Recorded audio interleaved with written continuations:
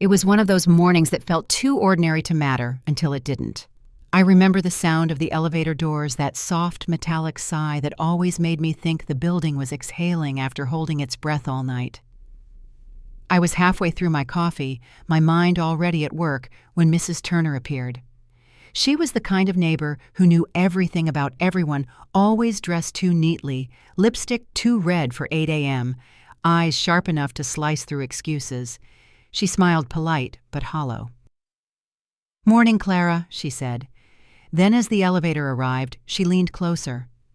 "Do you know who comes to your apartment every Tuesday?" Her words hit harder than they should have. I blinked, waiting for her to laugh, but she didn't.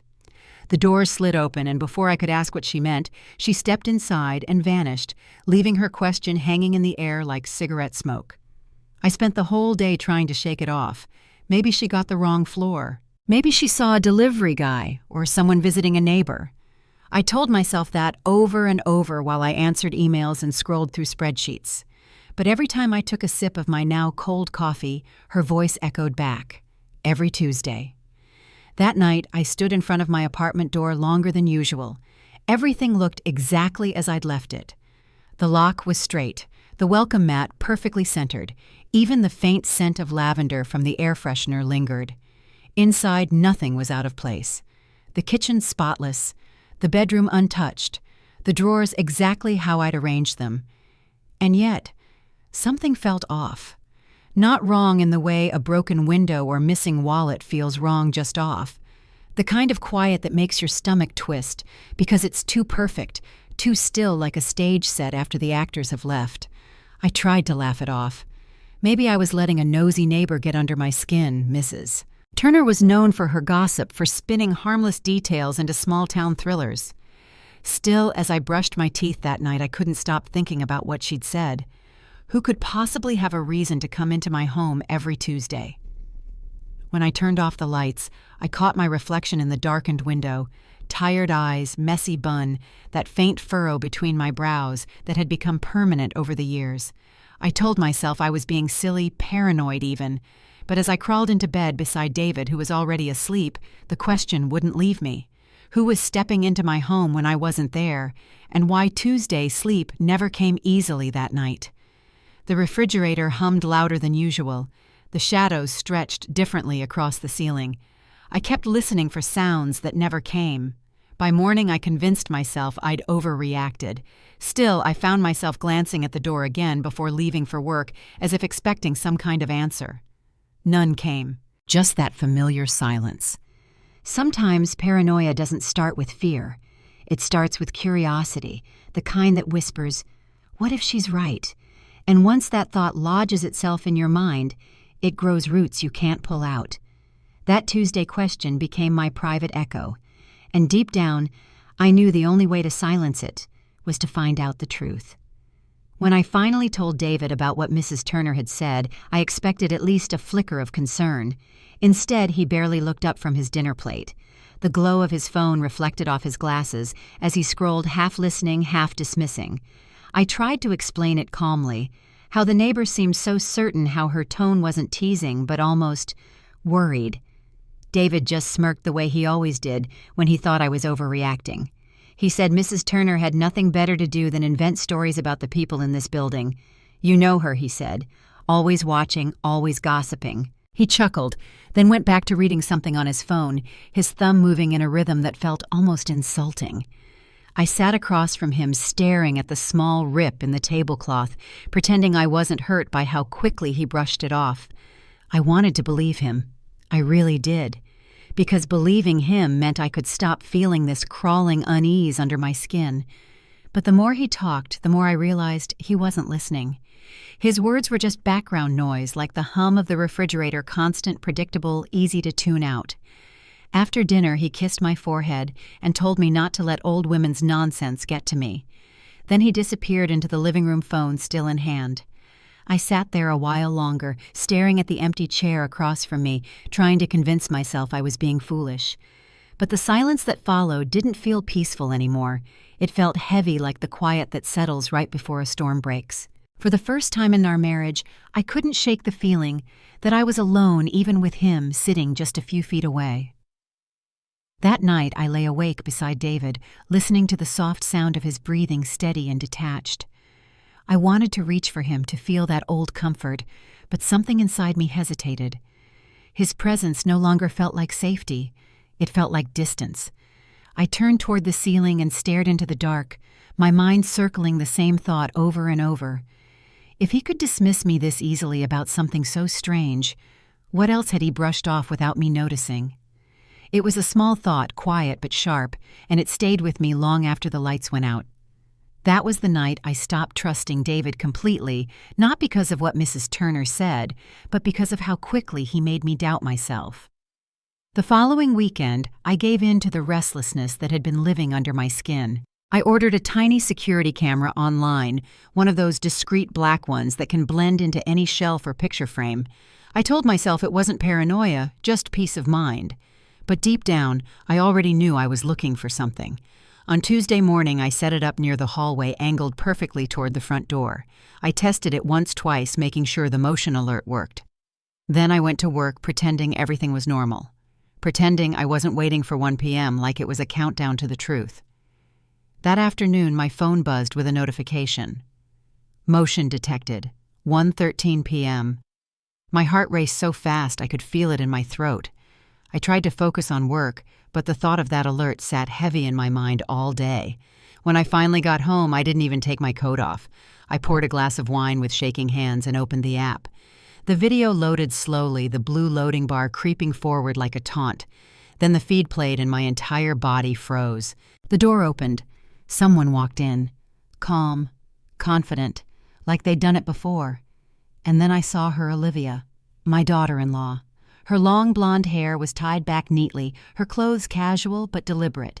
She moved through my apartment like it belonged to her, glancing around to make sure no one was home. Then she walked straight into my bedroom.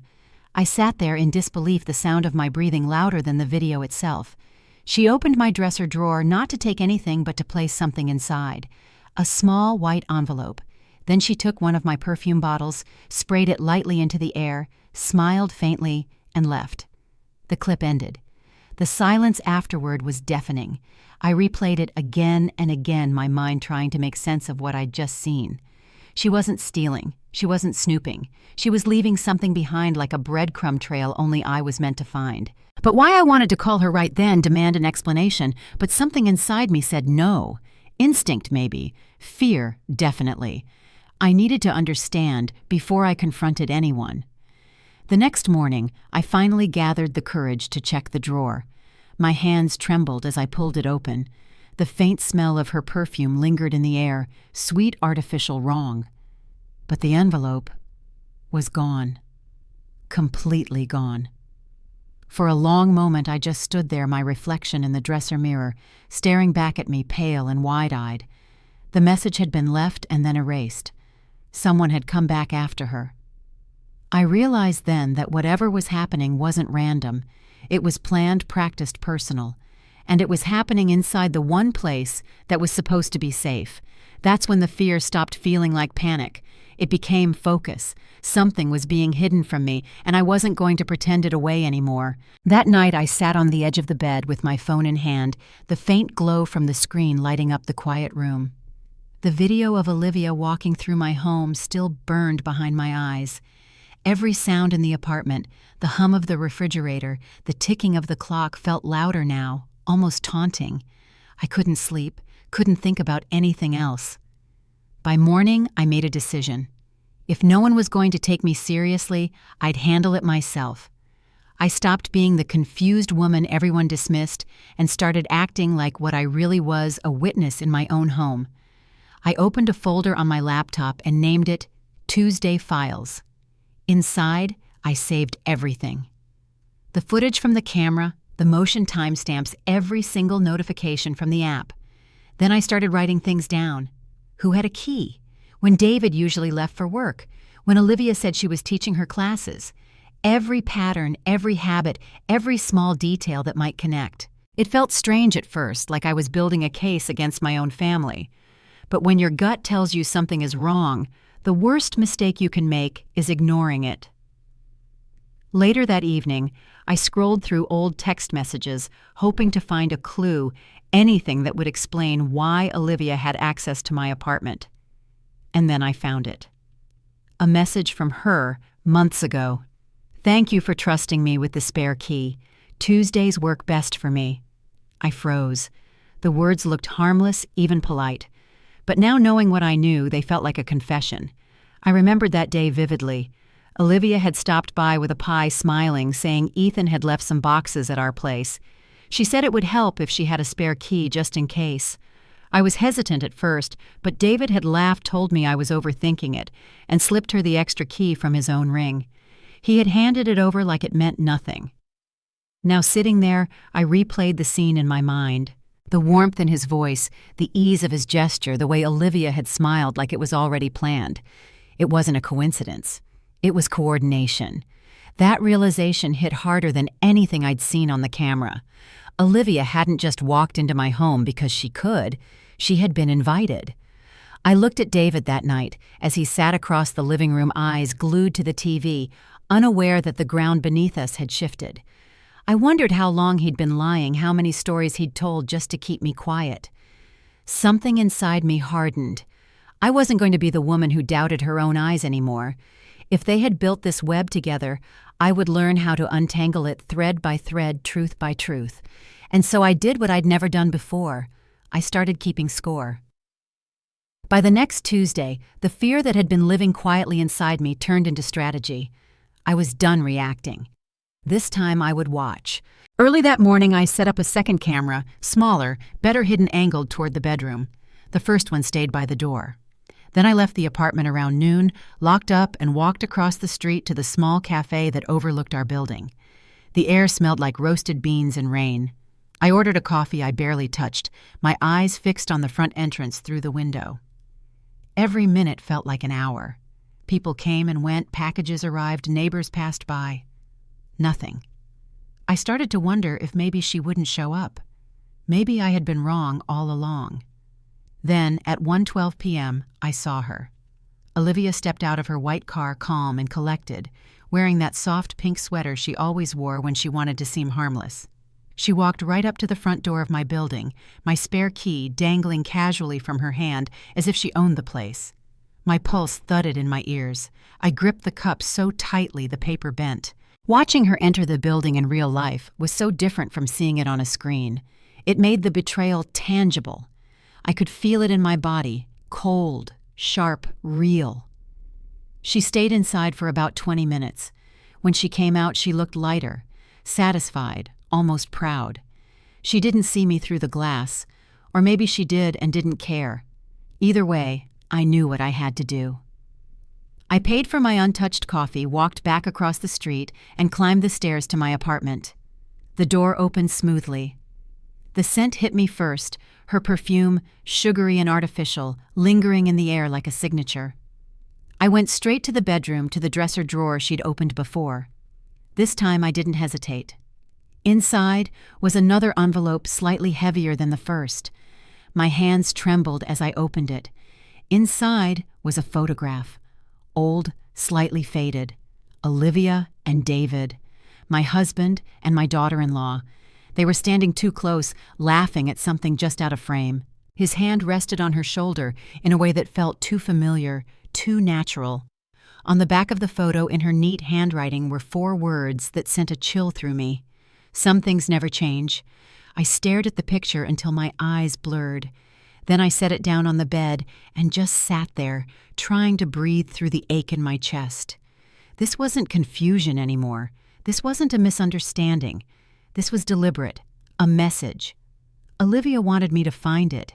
She wanted me to see. It wasn't enough for her to take what was mine. She wanted to twist the knife to make sure I felt it. And for the first time, I understood the rules of the game she was playing. She wanted me off balance, emotional, broken. But she underestimated something vital. I wasn't the same woman who stood in that elevator weeks ago, unsure of herself. Not anymore. If she wanted a game, I'd play it. But I'd play it smarter. That night I couldn't quiet my mind. Every sound in the apartment carried a weight. The click of the heater, the faint hum from the fridge, even the streetlight buzzing outside the window. It was as if the whole building knew something I didn't. I met my friend Grace Miller the next morning. She's a lawyer, sharp but kind, the kind of person who listens before she speaks. We met years ago through a local book club, and though life had pulled us in different directions, she'd always been steady, practical, impossible to rattle.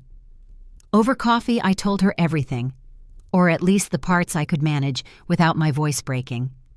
I described the cameras, the envelope, the photo, the key, and how David brushed it all off like I was losing my mind. Grace listened without interrupting, just nodding occasionally, her fingers tracing the rim of her mug. When I finished, she leaned in slightly. "You have enough to act, Clara. Unauthorized entry, possible infidelity, emotional distress. It's not just gossip anymore." I stared at my cup, watching the coffee swirl. "I'm not ready for the police," I said quietly. "Not yet. I need to be sure. About everything." She nodded. "Then keep collecting. Don't confront, don't accuse. Just keep the facts. The truth always holds up, even when people don't." That night, I sat at the kitchen table long after David went to bed. His laptop was on the counter, open but idle, the soft blue light from the screen spilling across the room. He was careless about technology, same password for everything. I hesitated for a moment, then opened his email. Most of it was the usual clutter work updates, forwarded jokes receipts from online orders. Nothing that screamed betrayal. But then I saw a folder labeled Drafts. Inside there was one message. Unsent. The subject line was blank. The text was short. My heart began to pound as I read. "Oh, she's starting to notice. Last Tuesday was too risky. Let me handle it." I froze. For a second the room tilted. The refrigerator's hum faded into silence. My fingers hovered over the keyboard, but I couldn't move. "Oh, Olivia." He hadn't sent it, but that didn't matter. He had written it. He had thought it. That was enough. I sat there staring at the glowing words on the screen, feeling something inside me shift. The last thread of denial snapped clean. This wasn't misunderstanding or coincidence anymore. It was a plan, coordinated, deliberate, and cruel. I copied the email, forwarded it to an address I'd created just for evidence, and deleted any trace of it on his laptop. My hands shook, but my mind felt clear, almost calm. For weeks I had wondered if I was losing touch with reality, if I'd become the kind of woman who saw ghosts in every shadow. But now the ghost had a name, a sender, and a timestamp. David wasn't protecting me from my imagination. He was protecting himself from the truth. And now I had it. By the next morning I had stopped shaking. The fear that had once kept me awake at night had turned into something else. Focus. Clear, cold, deliberate. I wasn't going to wait for the next betrayal to unfold. I was going to stay 2 steps ahead. I started by organizing everything. The videos, the screenshots, the emails, even the timestamps from the motion alerts. Every detail went into labeled folders backed up on a small USB drive. I wrapped it in a tissue, slid it into an old glasses case, and tucked it deep inside the lining of my winter coat. It wasn't much, but it was something I could touch. Proof I wasn't crazy. Then I made a call to the locksmith. The man arrived that afternoon, a quiet professional who didn't ask questions. I told him there had been a security concern. He replaced the lock in 15 minutes. When he left, I felt the smallest flicker of peace, something I hadn't felt in weeks. Next, I visited the bank. The sterile chill of the branch somehow matched the clarity in my head. I sat across from this teller, smiled politely, and asked to close our joint account. She blinked a little surprised, but processed it quickly. For the first time in over 2 decades, I signed paperwork that listed only my name. When I left, I carried a new debit card in my purse and a quiet sense of freedom in my chest. That evening, the phone rang. The name on the screen made my stomach tighten. Olivia. I almost didn't answer, but I did. Her voice came sweet like honey over glass. "Hi, Clara. I wanted to check if you got my little message. You should really delete that video. For your own good." I stood at the kitchen counter looking out the window at the city lights flickering against the night. My voice came out steady, calm, almost detached. "I already did," I said. There was a pause. "Good," she purred. "That's wise." I hung up before she could say another word. What she didn't know was that the only thing I had deleted was the copy on my phone. The real files were safe, hidden, untouchable. For the first time in a long while, I wasn't reacting. I was directing.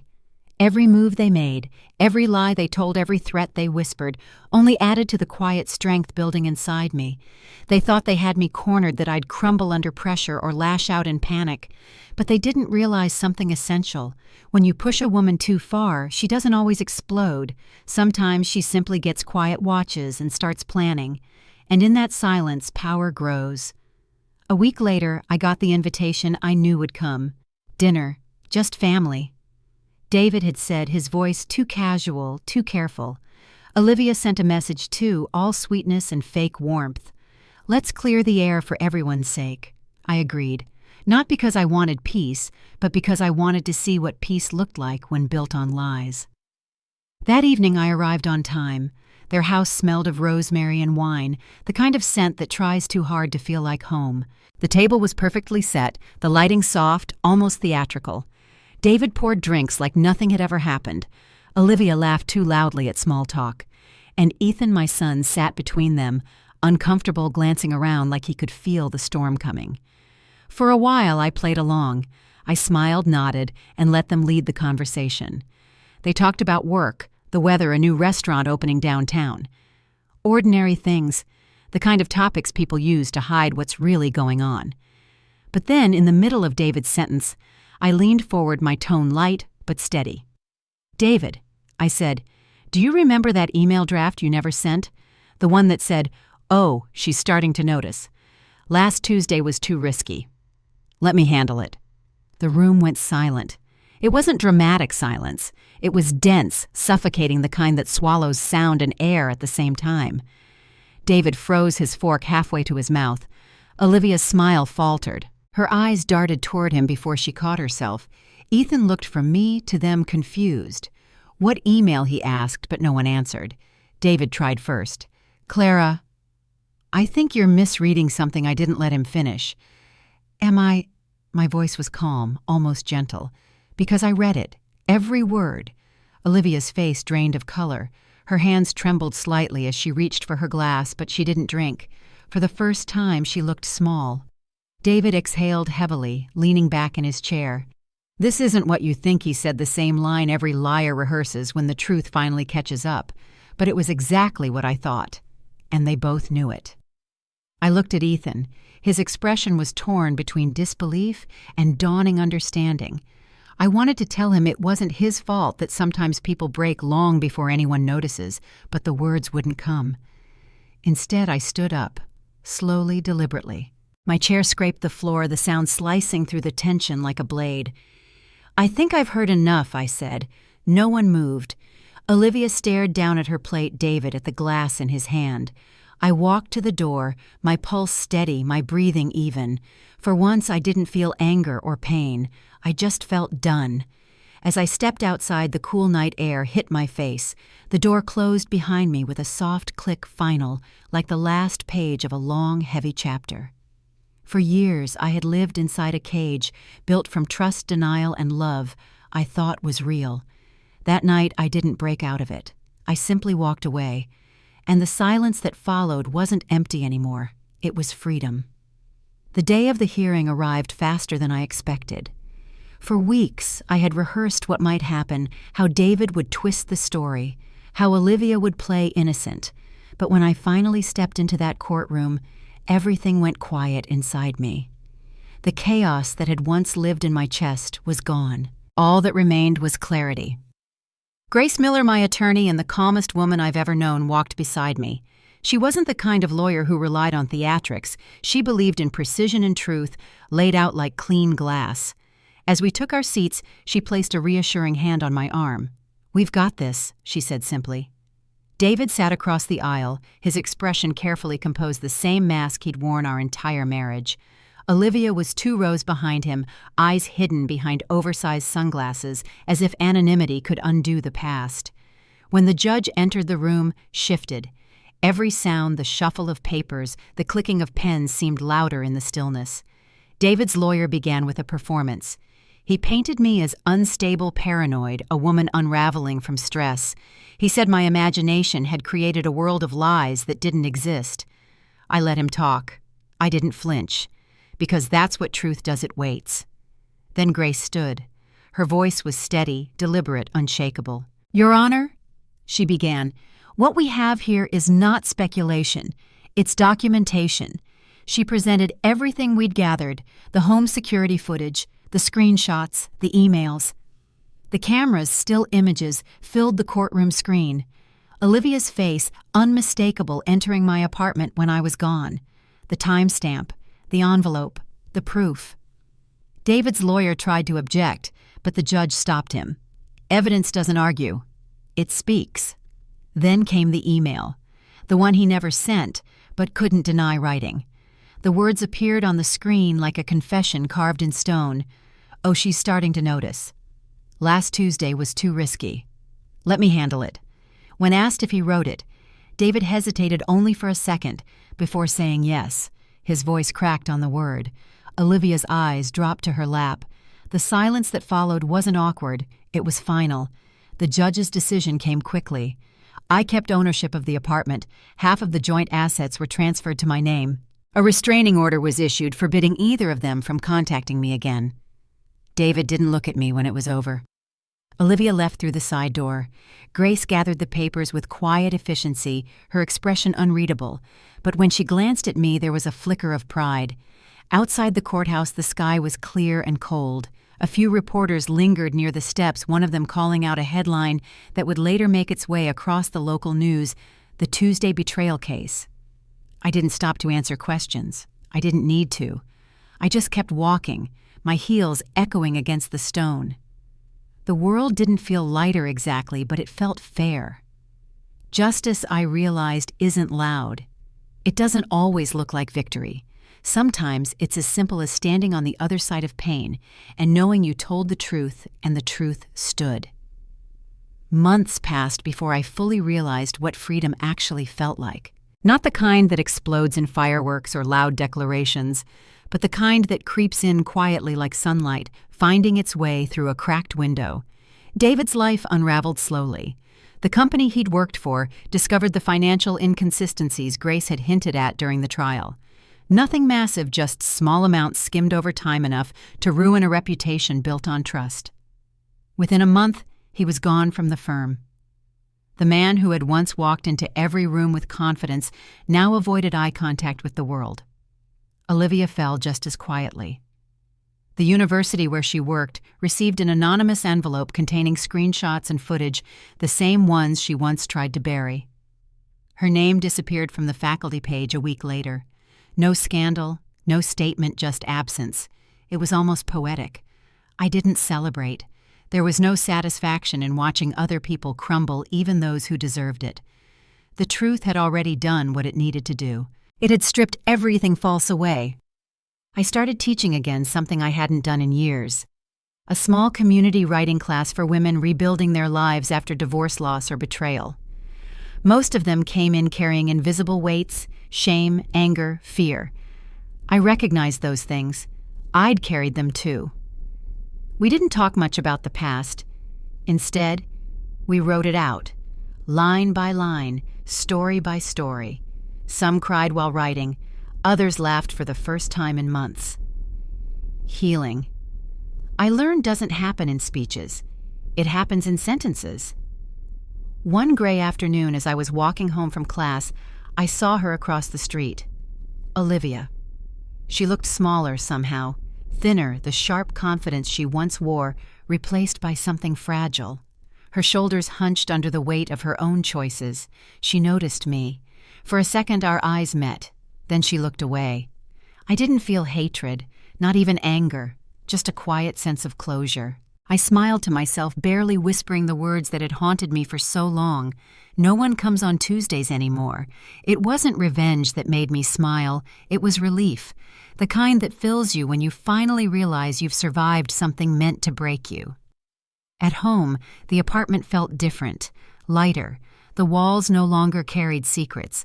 The silence was still there, but it wasn't heavy anymore. It was the kind of silence that allows you to breathe deeply and know that no one is coming through your door uninvited again. Real freedom, I discovered, doesn't announce itself. It doesn't need to. It exists in the quiet mornings, in the steady rhythm of your own breath, in the peace that comes after you've stopped looking over your shoulder. And as I made my coffee, that Tuesday sunlight spilling across the counter, I realized something simple and profound. The storm had passed, and in its aftermath, I was finally completely free.